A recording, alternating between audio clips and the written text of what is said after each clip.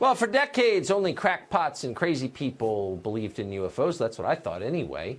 And then in recent years, it turns out that governments have been taking them seriously all along. Very seriously. Nick Pope is a journalist who has spent years researching UFOs for the British government. He says that UFOs aren't just real. They also frequently come close to crashing into commercial airliners, among other things. Nick Pope joins us tonight. Nick, thank you very much for coming on. So it's really not a question of, do governments believe UFOs are real? Yes, they do. The United States government does. The British government does. The question is, do they have any idea what they are, where they're from?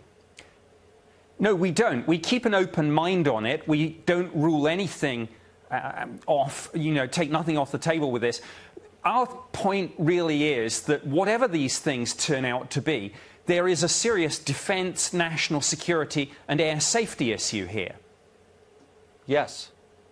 Well, so that's kind of the nub of it, and that's where my interest comes from. So why aren't governments encouraging the population to, as they say about terrorism, if you see something, say something, report sightings to the government so we can make sense of this potential threat? Well, they should be, and that's what we certainly did at the Ministry of Defence for many years. We took it very seriously. Our own pilots were seeing these things. We were having radar operators track them.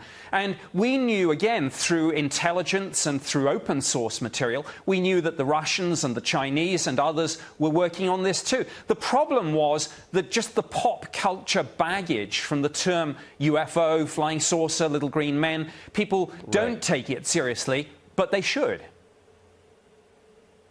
So we've ruled out, I think, that these are aircraft, experimental aircraft, or technically advanced aircraft from other countries.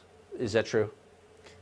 Well, no, we keep an open mind, as I say, and some of these things probably are Russian or Chinese, whoever it is, but that's the point. We must find out. If there's something in our airspace, we need to know.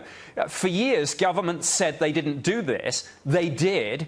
I did it for the British government. I can only talk about this now because my old employers are gradually declassifying and releasing information about my old job. We now know, of course, the Pentagon had a program too. I think it will take congressional hearings to get to the bottom of all this, not just in the United States, but all around the world. And I'd like to see those congressional hearings.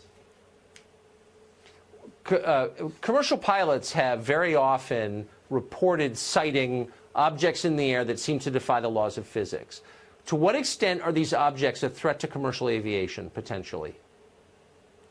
Well, certainly the British Ministry of Defence and our Civil Aviation Authority, which is the UK equivalent of your FAA, have dozens of cases in our files about near misses, some of which where pilots have had to take evasive action. And again, it comes back to the point. I don't care, in one sense, what these things are, but when there is this flight safety concern, when we have these near misses, we sure as heck should be doing more to find out. That's for sure.